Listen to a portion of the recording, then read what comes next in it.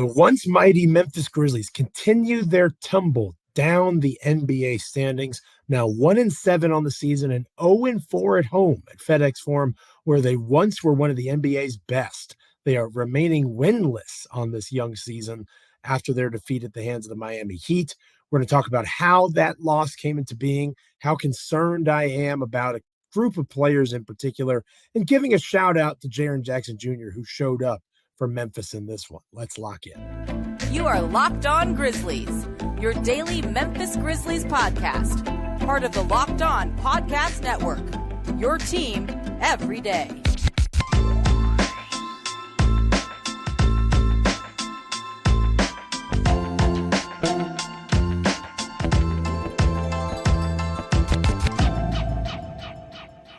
Welcome to this episode of Locked On Grizzlies, a post-Grizzlies Heat edition of Locked On Grizzlies. So thankful wherever you're taking in the show, be it on YouTube or wherever you get your podcasts, you are checking out this edition of the show.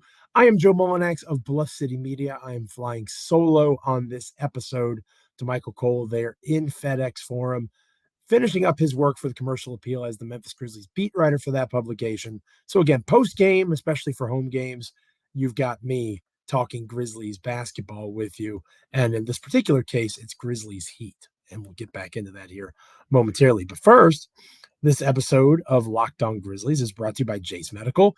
Empower yourself when you purchase a Jase Case, providing you with a personal supply of 5 antibiotics that treat 50-plus infections. Get yours today at jasemedical.com. That's JASE medical.com.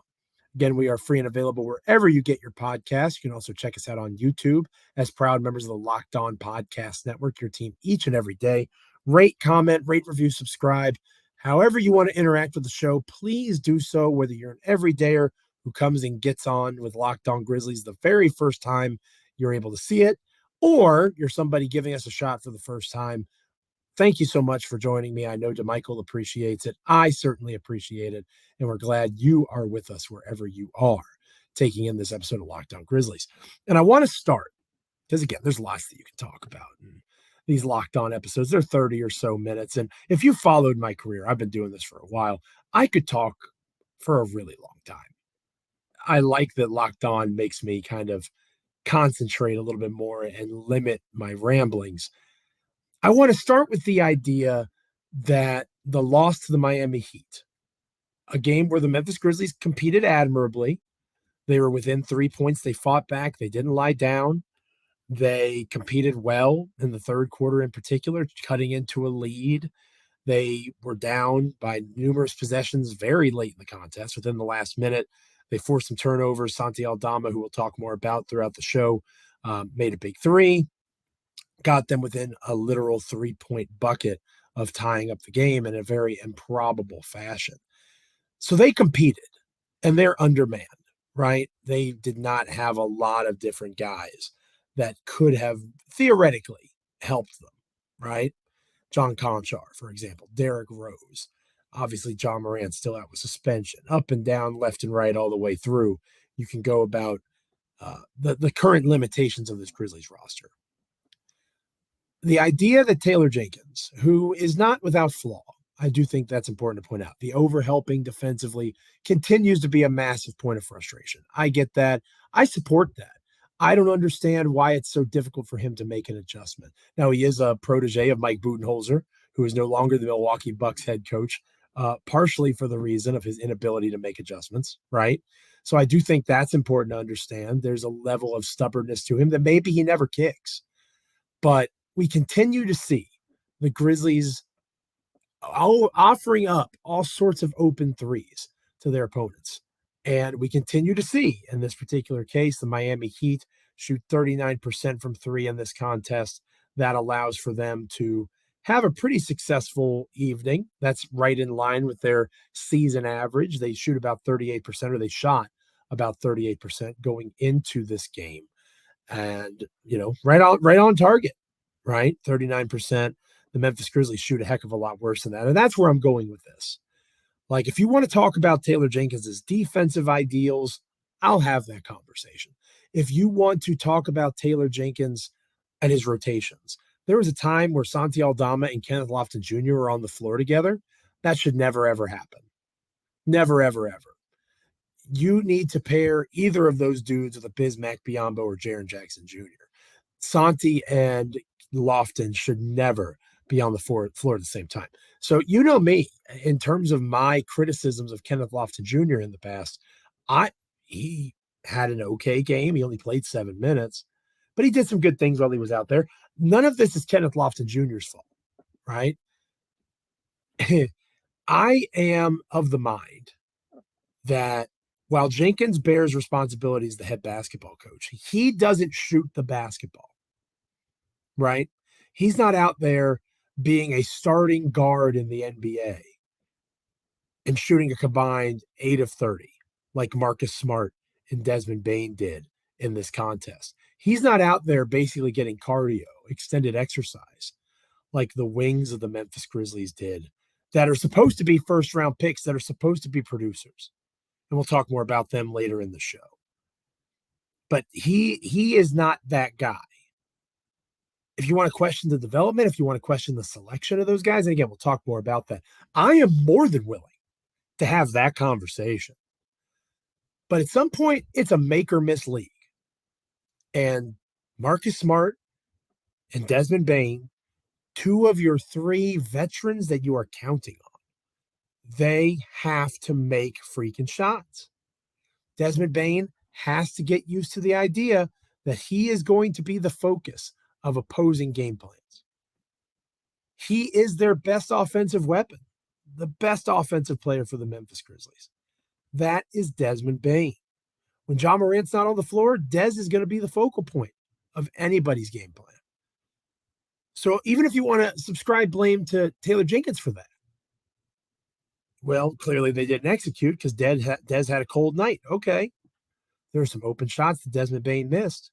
There were some open shots that Marcus Smart missed. There were open shots that Marcus Smart missed off of looks that I have asked for here on Locked On Grizzlies that DeMichael and I had disagreements about, with Desmond Bane being the guy on ball, coming off of a screen, dribble penetration, kicking out to Marcus Smart in the corner. That's the kind of shot that I want Marcus Smart to take in rhythm without having to create for anybody else but himself offensively. And he missed. Doesn't mean he's always going to miss. Maybe it's an off night. But you need more from your starting backcourt than 8 of 30. You're not going to win a game. Again, we're going to talk about a lot more about issues in other positions. But when your 2 veterans, one of our keys to this game from yesterday's show was the idea of playing the big 3 even. Jaren Jackson Jr., who we're going to talk, we're going to give him his flowers at the end of the show to try to end this on a positive note. Jaren Jackson Jr. played Bam Adebayo to a draw, at least in my opinion. The numbers don't necessarily fully back that up. Obviously, Adebayo is a plus 15. Jaren was a minus 5. Who you're playing with matters, right? Bam Adebayo didn't make a single 3. Jaren was 2 for 8. Jaren was not the rebounder that Adebayo was. You could probably say Adebayo outplayed Jaren, but it wasn't like it was a sweeping defeat. They competed pretty admirably, and Jaren was able to get his shots. Bam was able to get what he wanted. But the other key was Jimmy Butler and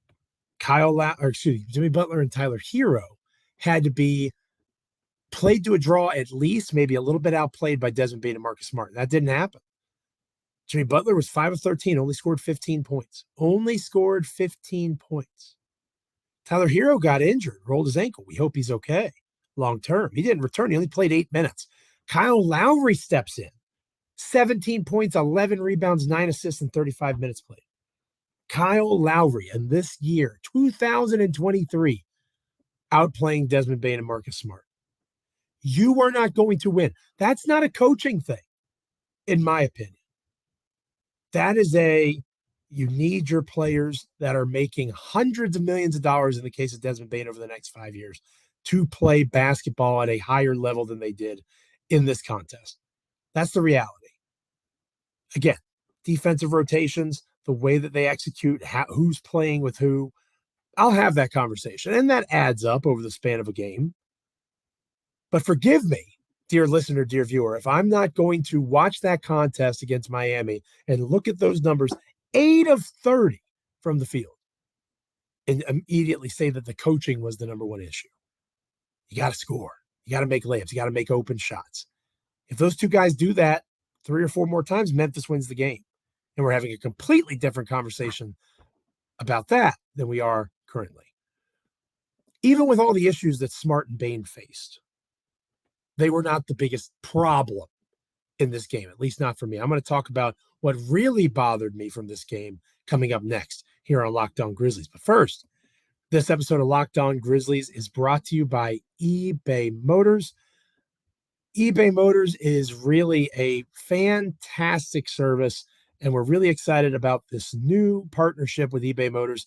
They have teamed up with Locked On Fantasy Basketball host Josh Lloyd to bring you some of the best fantasy picks each week all season long. Whether you're prepping for a daily draft or scouring the waiver wire, every week we're going to provide you players that are guaranteed to fit your roster. So let's see who Josh has picked out for us on this week's eBay Guaranteed Fit Fantasy Picks of the Week.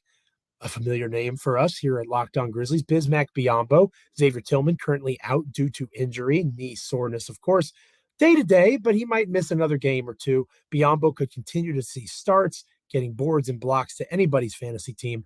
Oh, and by the way, another potential pick for Josh as a pickup would be Dylan Brooks, an old friend of ours, again, here covering the Grizzlies on Locked On Grizzlies. Dylan Brooks is one of the best shooters in the NBA at this time. We know firsthand that's not going to stick. But he's going to continue to get a lot of minutes of playing, and he's going to get steals. He's going to rack up his role excellently. Josh Lloyd is helping you win your fantasy championship, and eBay Motors knows a championship team is about each player being a perfect fit. It's the exact same thing with your vehicle. Anytime that you have a car that you have so many wonderful memories with, don't you want to do your best to keep that vehicle running in the best shape possible so you can really just enjoy each and every moment with such a dream car? With over 122 million parts for your number one ride or die, you can make sure that your ride stays running smoothly. Brake kits, LED headlights, roof rack, bumpers, whatever your baby needs, eBay Motors has it. And with eBay Guaranteed Fit, it's guaranteed to fit your ride the first time, every time, or your money back. Plus, at these prices, you're burning rubber, not cash. So keep your ride or die vehicle alive at ebaymotors.com. eBay Guaranteed Fit, only available to United States customers. Eligible items only. Exclusions apply. I'm not as worried about Marcus Smart. I'm not as worried about Desmond Bane. Those struggles don't bother me as much, right? What bothers me, and by me, I mean Joe Mullinax of Bluff City Media, flying solo, hosting this episode of Locked On Grizzlies. What bothers me is the reality that is staring the Memphis Grizzlies in the face. And I'm going to start this conversation with a guy by the name of Haywood Highsmith, right?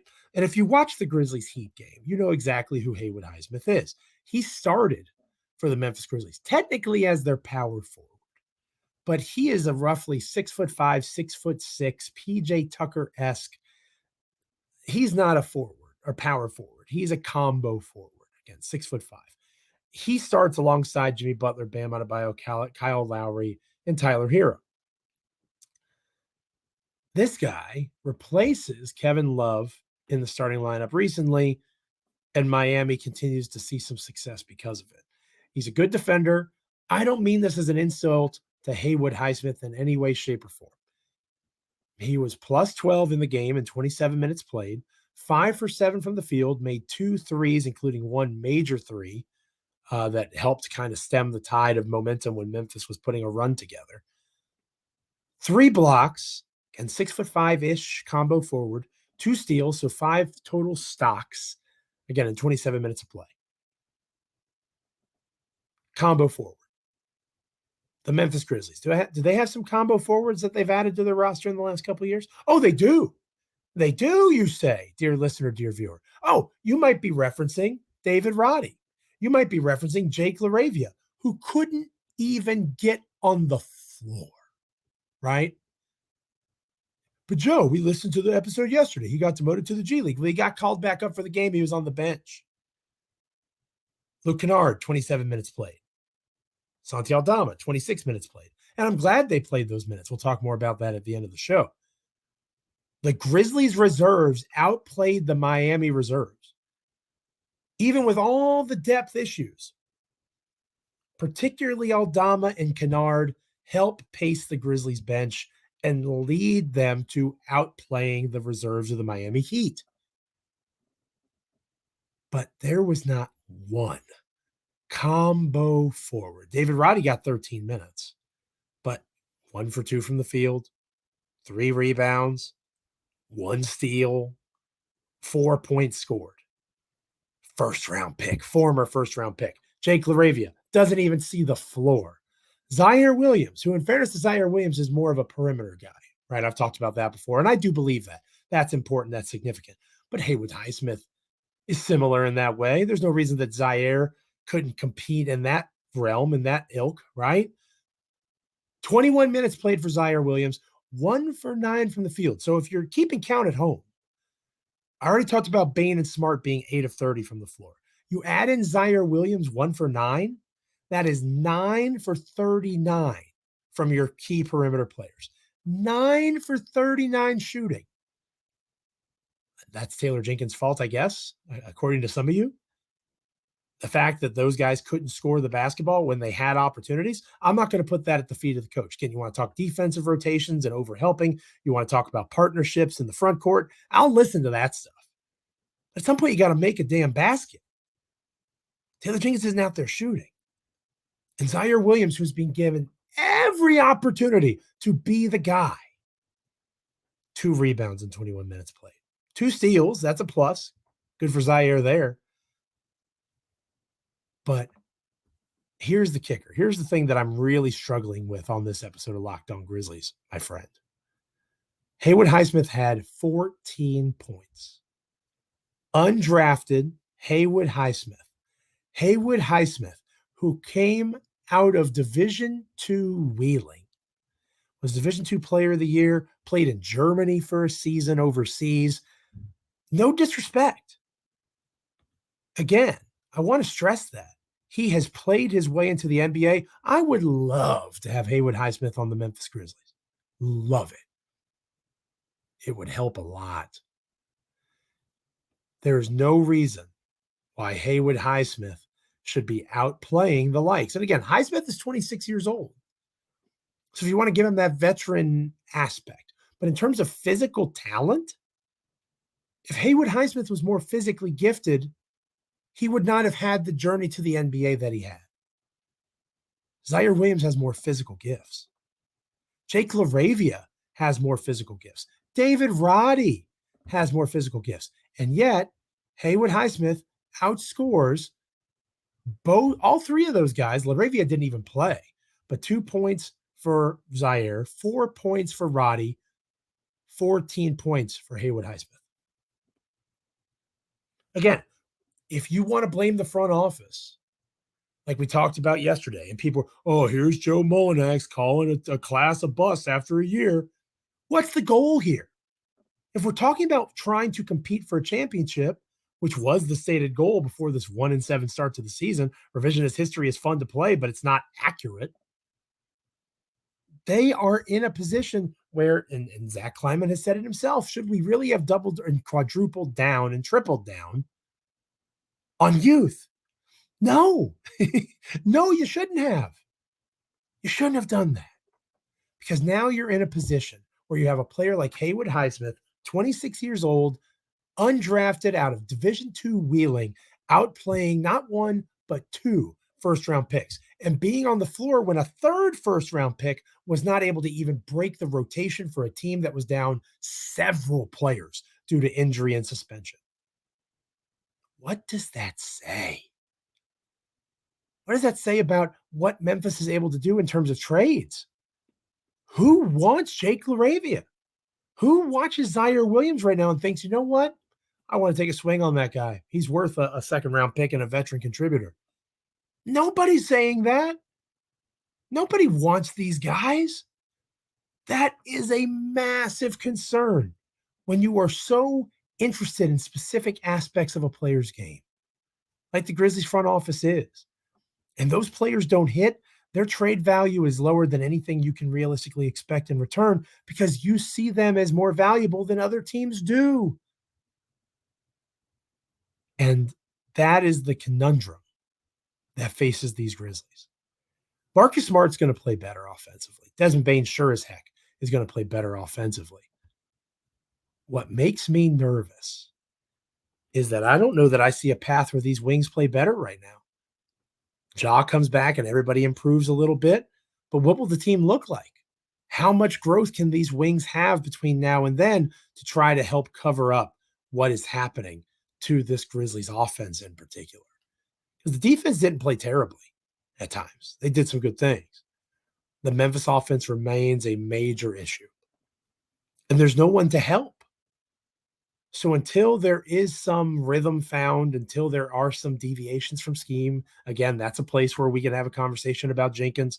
Until that stuff happens, these problems are going to continue. But again, 1 of 9 from your starting small forward on an offense that desperately needs that position to score. What more? What are we talking about? It's pretty obvious. It's staring you right in the face what the issue is. We're going to end this episode of Locked On Grizzlies on a positive note coming up next. But first, this episode of Locked On Grizzlies is brought to you by Jase Medical. We spend a lot of time talking together, you and I, right? And we get fired up together on wins, losses. I yell, you listen, you yell at me on the YouTube comments. We have a lot of fun, and I'm thankful for the connection that we have together. Today here, I want to chat about something a little more personal. Via our friends over at Jase Medical, I just learned that you can get a 1-year supply of ED medications. You realize what that means if you have extended travel coming up, any sort of issue in the supply chain, as you know, nowadays that could come at any moment, you're covered. You don't have to worry about whether or not you can refill your generics for Cialis, Viagra, or Revadio prescriptions. This is all possible because of Jase Medical. And of course, Jase Medical does far more than just ED medications. You can go online right now at jasemedical.com to receive a 12-month supply of daily medications. Remember that promo code locked on at checkout for a discount as well. A verified customer has this to say about Jase.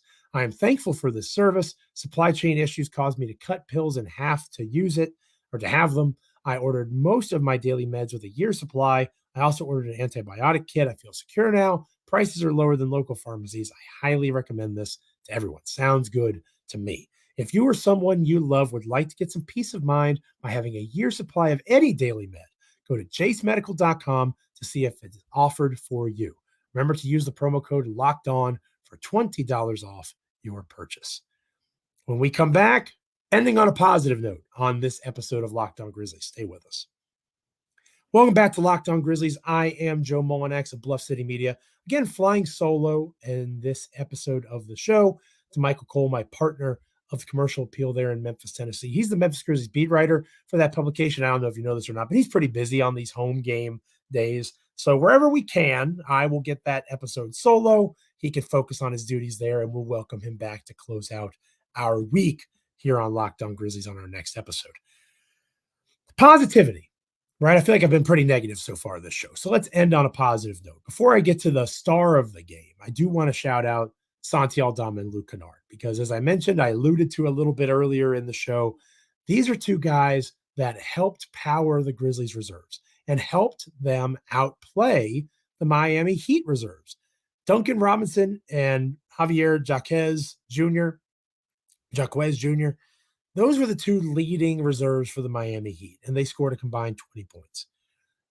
The reserves for the Grizzlies that were leading the way, Aldama and Kennard, scored a combined 25 points.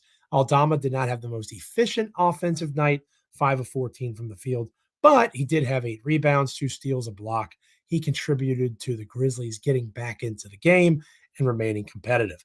Luke Kennard hitting 3 major three-point shots, 3 assists. I've talked vehemently over and over again about wanting to see Luke have the chance to be more of a creator for others. He got that window, and he took advantage of it in the game against the Heat. So kudos to Aldama and Kennard. Those would be my 2 other stars. And an honorable mention to Bismack Biyombo, who almost logged a double-double, 10 rebounds, 9 points.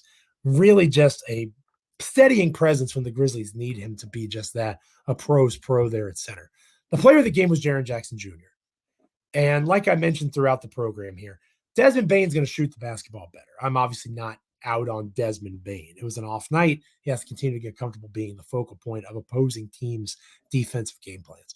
Jaren Jackson Jr. was able to get to the free throw line 10 times. He shot 80% on those attempts. He had 2 assists. He had only 4 rebounds, which certainly could have been better in 33 minutes played. But he played 33 minutes, and he scored an efficient 28 points on 18 shots. He continues to show signs of evolution, right? His ability to score at the basket, to create off the dribble, not just for himself, for others as well. Those 2 assists stand out to me as he continues a career high campaign to this point in terms of assist percentage. We are seeing him develop game in and game out into a more complete basketball player. And obviously that's in the best interest of Jaren, since he is in the process of trying to become the Grizzlies' 3rd max contract guy. He's extension eligible starting next season. He is not a max contract player at this moment. He is currently the Grizzlies' 3rd highest paid player. Technically, Desmond Bane's contract hasn't kicked in yet, so he's still the 2nd highest paid player. But in terms of the money going into next season, Bane and Morant will both make more money than Jaren. He likely will flip that script, but any chance he has to show the evolution of his game, the growth of his game, considering he's still under the age of 25, eligible for those rankings that we'll probably talk about on tomorrow's episode. I want to make sure I save those for when DeMichael is around, kind of rein me in a little bit. I get a little hot and bothered in terms of my anger when it comes to ESPN for those lists. If you've been checking out Locked On Grizzlies in the past, if you haven't, make sure you tune into our Friday episode. I'm sure you'll hear a real humdinger of a show.